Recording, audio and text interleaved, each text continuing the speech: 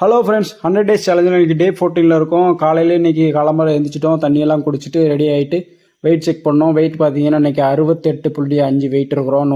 வெயிட்டை நோட் பண்ணிவிட்டு காலையிலே ஷூவை போட்டுட்டு கிளம்பிட்டோம்.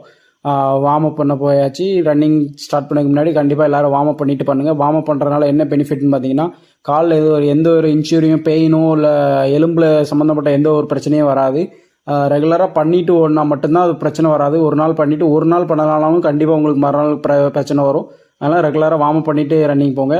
ஓகே காய்ஸ், நம்ம இன்றைக்கி ரன்னிங் ஸ்டார்ட் பண்ணிட்டோம். வெயிட் லாஸ் பண்ணவங்க போன வீடியோவில் சொல்லியிருந்தேன். வெயிட் லாஸ் பண்ணக்கூடியவங்க மறக்காமல் பண்ணக்கூடிய தப்பு என்னென்னா, நான் ரெகுலராக ஓடுறேன் ஆனால் வெயிட் லாஸ் ஆக மாட்டேங்குது. கண்டிப்பாக இருக்க வேண்டியது டயட் இருக்கணும். டயட் இருந்தால் மட்டும்தான் வெயிட் லாஸ் ஆகும். ரன்னிங் முடிச்சுட்டு வந்து நம்ம வெயிட் செக் பண்ணோம், 67 காமிக்குது. ஸ்வெட்டு எல்லாம் போனதுனால நம்ம டயட் பார்த்திங்கன்னா 2 இட்லி பொரியல் அப்புறம் கொஞ்சம் ஒயிட் எக் எடுத்துருக்கோம். மத்தியானத்துக்கு பார்த்திங்கன்னா லஞ்சுக்கு தான். முக்கியமாக எல்லோ எக் வந்து வெயிட் லாஸ் பண்ணுறவங்க எடுக்காதீங்க. அதுக்கப்புறம் நம்ம ஈவினிங் வந்து ஒரு 1 hour ஜிம் போகிறோம். அதனால் நமக்கு ஸ்ட்ரென்த்து ரன்னிங் அதிகமாக போகிறதுனால நம்ம ஸ்ட்ரென்த்துக்காண்டி ஜிம் போகிறோம். ஜிம் பார்த்தீங்கன்னா ஃபுல் ஓடி ஒரு ஒர்க் அவுட் ஒரு செட்டு போட்டுட்டு அதுக்கப்புறம் ஏதாவது ஒரு பாட்டுக்கு நம்ம வந்து ரெகுலராக பண்ணிக்கிட்டு இருக்கோம்.